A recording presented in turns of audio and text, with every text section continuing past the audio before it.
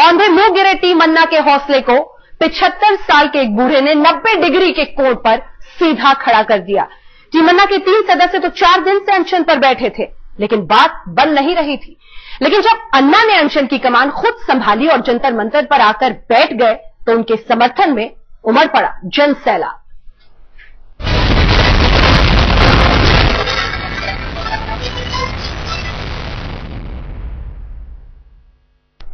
चार दिन के अल्टीमेटम के बाद अनशन पर बैठ गए अन्ना हजारे। अन्ना हजारे ने हुंकार भरी है कि बगैर जन लोकपाल बिल लिए वो आंदोलन से पीछे हटने वाले नहीं हैं।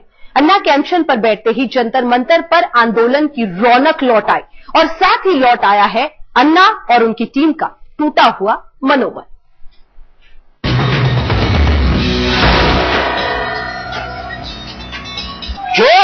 वो तो पक्ष के लोग सत्ता से पैसा, पैसा से सत्ता, बस सत्ता से पैसा मिलाना और पैसे से फिर सत्ता मिलानी, बस इसी चक्कर में लगे हैं। अनशन पर बैठे अन्ना ने भरी हुंकार। अन्ना के निशाने पर यूपीए सरकार। अन्ना हो अन्ना, अन्ना हो अन्ना।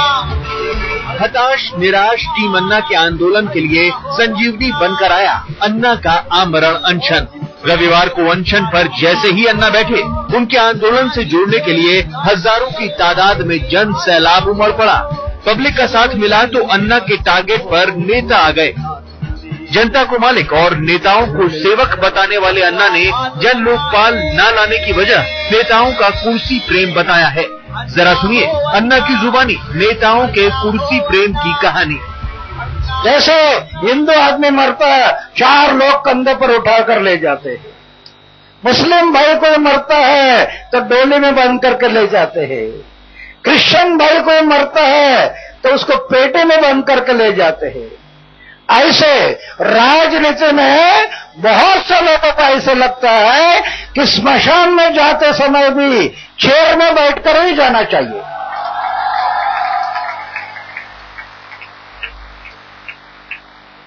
ऐसे उनकी नीति बन गई सब पक्ष और पार्टी कि चेयर में बैठकर ही जाना स्मशान भूमि में। अन्ना के अनशन का पहला दिन था, रविवार की छुट्टी भी थी, तो भ्रष्टाचार से परेशान आम आदमी ने जंतर मंतर पहुंचने में देर नहीं की। सुबह से ही अनशन स्थल पर भीड़ जुटनी शुरू हो गई।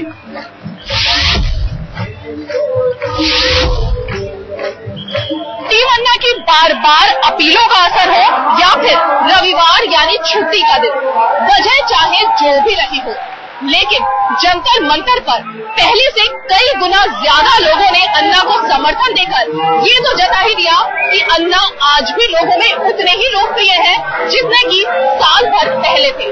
अब इस समर्थन को आने वाले दिनों में बरकरार रखना ही टीम अन्ना के लिए किसी चुनौती से कम नहीं होगा।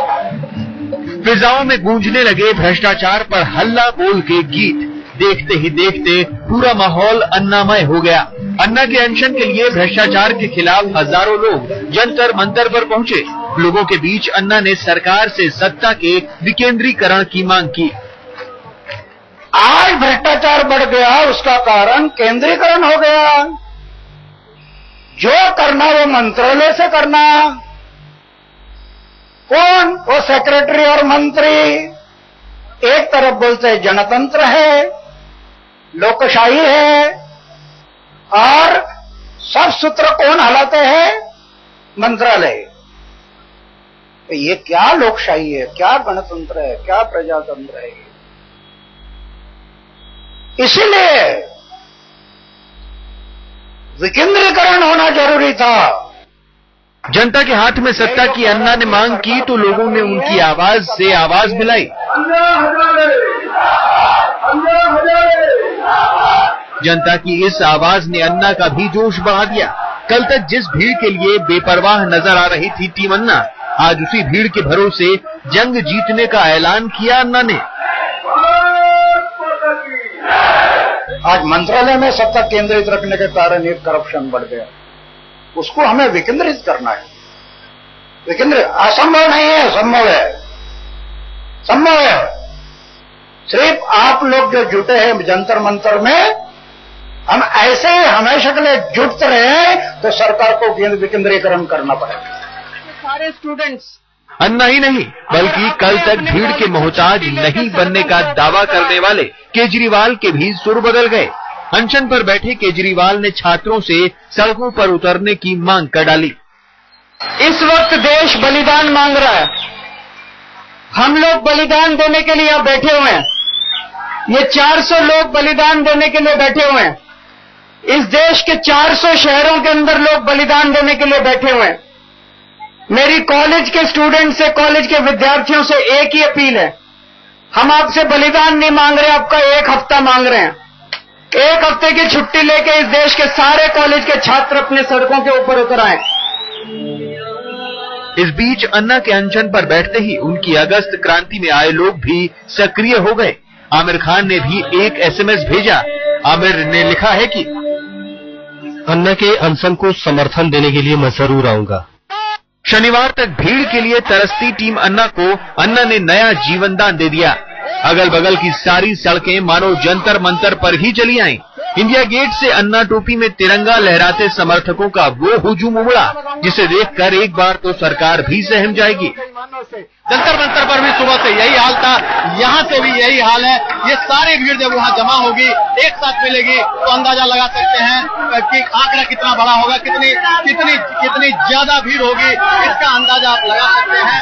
और ये पूरा मार्च तकरीबन 1 से 1.5 किलोमीटर का होगा। हो जाकर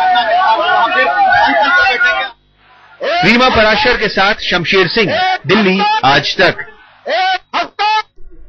अन्ना हजारे की निष्ठा और सादगी पर तो कोई भी सवाल नहीं उठाता। वो खुद झट सफेद धोती कुर्ता और टोपी में नजर आते हैं, लेकिन जब वो अनशन पर बैठते हैं तो अनशन स्थल की रंगत देखने लायक होती है। दिल्ली के जंतर मंतर पर भी खूब रंग देखने को मिले। कोई हनुमान के भेष में पहुंचा तो कोई स्विस बैंक की चाबी लेकर।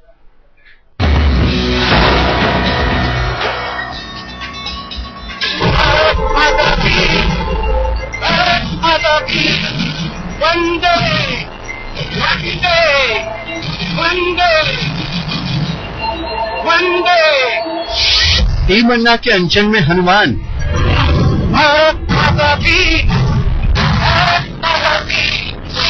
टीम अन्ना के अनशन में स्विस बैंक की चाबी।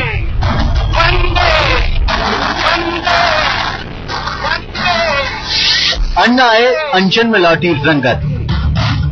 बहुत लोगों को लगता है कि नहीं देश को बदलना तो दिल्ली में जाना ही पड़ेगा। जब तक दिल्ली में नहीं जाएंगे तब तक देश का विकास नहीं। ये रविवार की छुट्टी का असर है या फिर अन्ना का जादू? जंतर मंतर पर फिर रंगत लौट आई है। एक बार फिर अन्ना अन्ना के नारे से दिल्ली का जंतर मंतर गूंजने लगा है।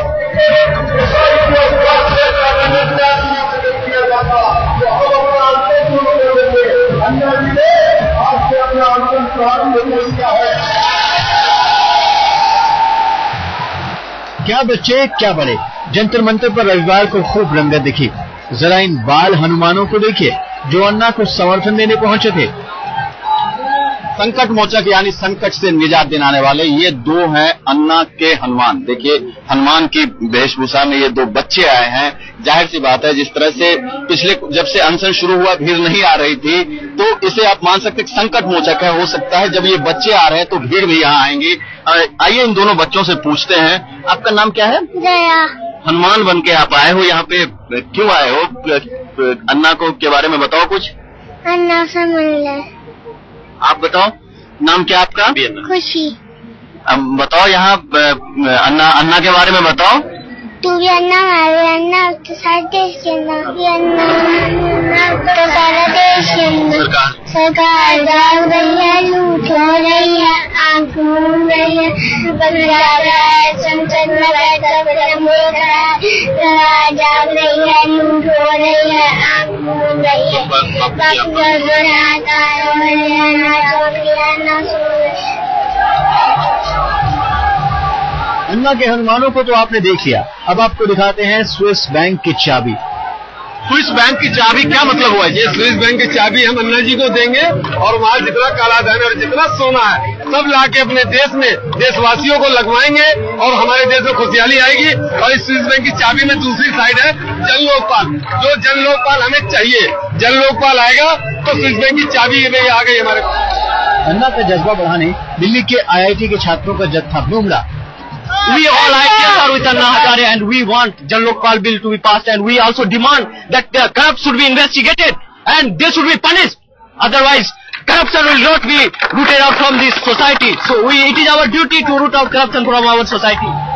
अन्ना के समर्थकों का ये अंदाज भी देखिए।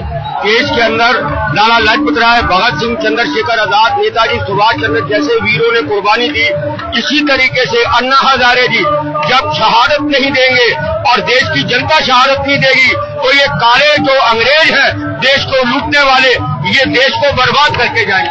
जंतर मंतर पर लोगों का यही जोश पिछले 4 दिनों में नहीं दिख रहा था। जाहिर है ये तस्वीरें अनशन पर बैठे अन्ना और उनकी टीम का मनोबल जरूर बढ़ाएंगी। रीमा पाराशर के साथ शमशेर सिंह, दिल्ली, आज तक। जंतर मंतर पर जब से अन्ना हजारे ने खुद मोर्चा संभाला तब से पूरे आंदोलन का तेवर ही बदल गया। दिल्ली से मुंबई तक उनके समर्थक सड़कों पर निकल पड़े। अन्ना के गांव रालेगढ़ सिद्धि में बच्चा बच्चा उनके नाम की जय जयकार करने लगा। तो उधर मुंबई में महारैली निकली जिसमें मोटरसाइकिल पर सवार होकर फिल्म अभिनेता अनुपम खेर भी पहुंचे।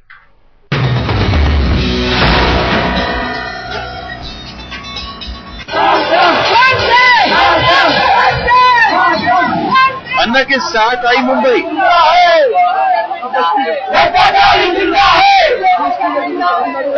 जन लोकपाल के समर्थन में महारैली।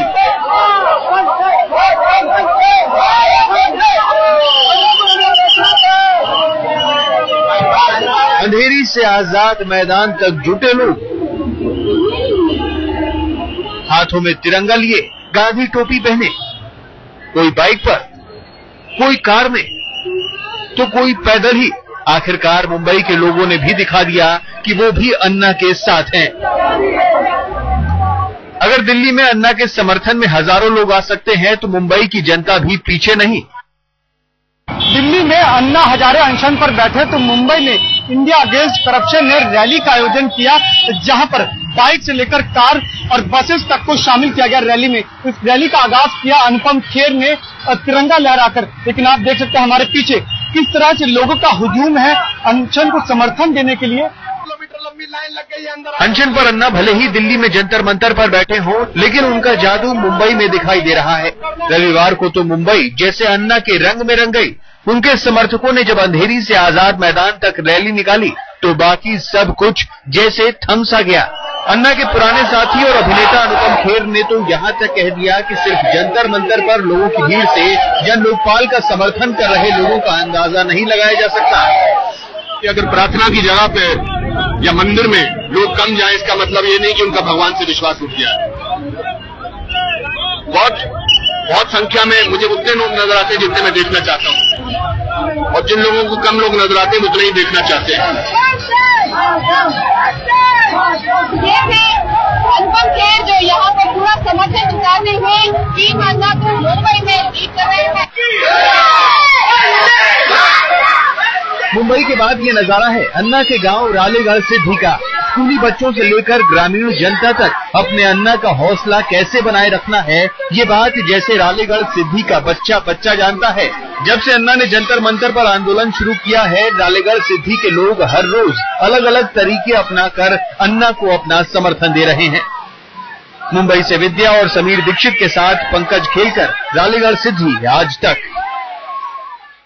वैसे तो टीम अन्ना और सरकार में कई दिनों से जुबानी जंग चल रही है। दोनों तरफ से भाषा की मर्यादा भी तोड़ी गई। टीम अन्ना की तरफ से राष्ट्रपति और प्रधानमंत्री को भी नहीं बख्शा गया। हालांकि अन्ना ने इसे गलत ठहराया, लेकिन सरकार की तरफ से भी टीम अन्ना पर हमला जारी है।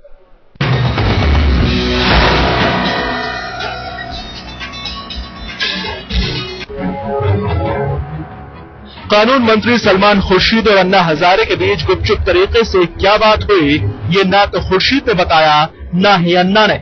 लेकिन जब टीम अन्ना कैबिनेट मंत्रियों के कथित भ्रष्टाचार को लेकर अनशन पर बैठी तो सरकार की तरफ से सलमान खुर्शीद ने ही सबसे पहले हमला बोला। उनको यूनाइटेड नेशंस को लिखना चाहिए ना, भारत में और इंडिपेंडेंट क्या होगा, सुप्रीम कोर्ट से इंडिपेंडेंट और कुछ होता नहीं। सुप्रीम कोर्ट जिस चीज को रद्द करता है उसको नहीं स्वीकार करता है, उसके लिए वो इंडिपेंडेंट जांच बैठाना चाहते हैं। इंडिपेंडेंट जांच बैठाना चाहते हैं उन बातों पे जो उन्होंने डिपेंडेंट की बनाई। उन्होंने कौन सी इंडिपेंडेंट जांच से ये बनाया है कि 5 मंत्रियों का होना चाहिए। इसके बाद तो मानो सरकार और अन्ना के बीच एक बार फिर तलवारें खिंच गई। दोनों खेमों से दनादन जुबानी गोले दागे जाने लगे। अन्ना और उनकी टीम ने वार किया तो मंत्रियों की फौज ने पलटवार। The people who are sitting in hunger strike there, they go and take rest in Maharashtra southern the Team Anna people. This is hunger strike.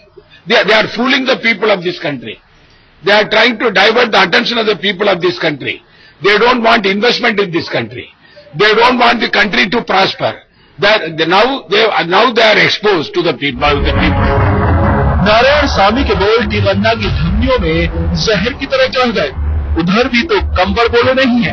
Kumar विश्वास का गुस्सा इस कदर बढ़ा कि उन्होंने नारायण स्वामी को जवाब देने के लिए अपशब्दों का इस्तेमाल कर दिया।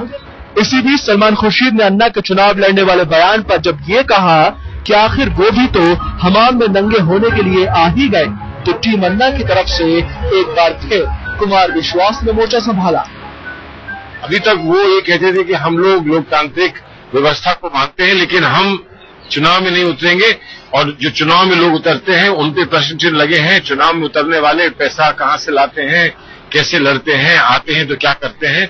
अब वो उसी हमाम में कपड़े उतार कर खड़े हैं ना, तो अब सब देखिए उनको। हमें तो पता नहीं कि हम राजनीति में आएंगे नहीं आएंगे, लेकिन उनका शुक्रिया कि उन्होंने स्वीकार किया कि वो हमाम में और नंगे हैं। कहा तो अनशन और धरने हो रहे थे मंत्रियों के कथित भ्रष्टाचार के सवाल पर, और कहा 2014 के चुनावों पर कांग्रेस और टीम अन्ना गुत्थम गुत्था करने लगे। रामदेव को भी लड़ना चाहिए, अरविंद केजरीवाल जी को लड़ना चाहिए, किरण बेदी जी को लड़ना चाहिए, प्रशांत भूषण और शांति भूषण सबको चुनाव लड़ना चाहिए। सरकार के रुख से साफ है कि मंत्रियों के भ्रष्टाचार के आरोपों की छोड़िए, जन लोकपाल पर भी वो अब टीम अन्ना को भाव देने वाली नहीं है, और अन्ना इससे कम पर तैयार होने के लिए दिख नहीं रहे हैं। टीम अन्ना को अनशन पर भूखे बैठे 4 दिन गुजर गए। शुरुआती 2 दिन ठंडे रहे, लेकिन फिर भीड़ भी लौट आई और जोश भी। लेकिन सरकार ने बातचीत का कोई दरवाजा अभी तक नहीं खोला है।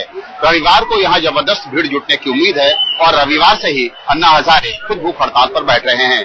सरकार अभी तक इस अनशन से आंखें मूंदे बैठी थी, लेकिन अब उसकी भी यहाँ पैनी निगाह लगी रहेगी, क्योंकि उन्हें भी पता है कि टीम अन्ना जो नहीं कर सकती, अन्ना हजारे उसे करने की ताकत रखते हैं। संजय शर्मा और मनोज शर्मा के साथ बालकृष्ण, दिल्ली, आज तक। जिस वक्त अन्ना के अनशन और आंदोलन का रंग जमने लगा था, उसी वक्त बाबा रामदेव से टीम अन्ना का मतभेद नजर आने लगा। ताजा मामला नरेंद्र मोदी से जुड़ा है। रामदेव ने मोदी की तारीफ की है तो टीम अन्ना ने मोदी को हत्यारा बता दिया। साथ ही रामदेव से भी मोदी पर रुख साफ करने की अपील की।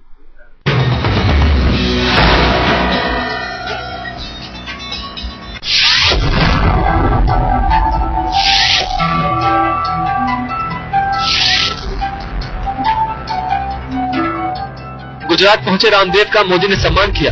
दोनों एक साथ एक मंच पर बैठे। रामदेव ने इस दौरान मोदी की तारीफ भी की। मोदी के साथ मंच पर बैठना खल गया टीम अन्ना को, क्योंकि अन्ना के अनशन में रामदेव भी मंच पर आए थे। ऐसे में मोदी के साथ रामदेव का मंच पर बैठना टीम अन्ना को रास नहीं आया। बाबा रामदेव से खफा टीम अन्ना ने साफ शब्दों में मोदी को हत्यारा बता दिया। नरेंद्र मोदी जी से हम लोग कभी न सहमत रहे हैं, न रहेंगे, न हो सकते हैं।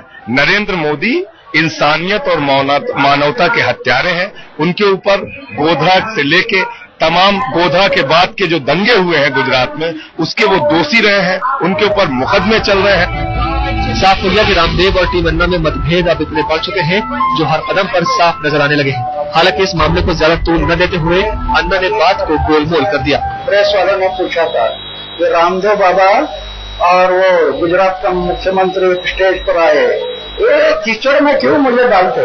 ये कीचड़ है सब, मुझे पता ही नहीं, मैं उसकी जानकारी नहीं लिया। और मुझे प्रश्न करे कि रामदेव बाबा और वो गुजरात के मुख्यमंत्री इकट्ठा कर उधर बातचीत कर रहे। तो ये हमारे में झगड़ा मत लगाओ, सही होने से मैं बोलूंगा। अगर मुझे जानकारी मिल गई तो हम ऐसे नाजायज काम देश के लिए नहीं करेंगे। अन्ना ने तो बात को टाल दिया, लेकिन कांग्रेस भला क्यों चुप थी? आग लगाने का ऐसा मौका बार बार भला कहाँ मिलता है? लिहाजा रामदेव और अन्ना दोनों पर सीधा वार किया। बाबा रामदेव और अन्ना हजारे को संघ का समर्थन था, है, और चुनाव में भी उनका समर्थन वो लोग करते आए हैं और करेंगे। तो किसी के नो ऑब्जेक्शन सर्टिफिकेट की जरूरत तो स्वामी रामदेव जी को नहीं। एक आजाद आदमी है, और एक आजाद आदमी अगर किसी से मिलते हैं तो किसी को क्यों एतराज हो रहा है? टीम अन्ना और रामदेव में मतभेद की खबरें पहले ही आई हैं। सवाल यह है कि रामदेव के रुख से अन्ना को ज्यादा एतराज नहीं, तो फिर टीम अन्ना का रुख इतना बदला क्यों होता है? दिल्ली से रीमा पाराशर और सुमित अवस्थी के साथ जीवंत पुरोहित, अहमदाबाद, 5 तक।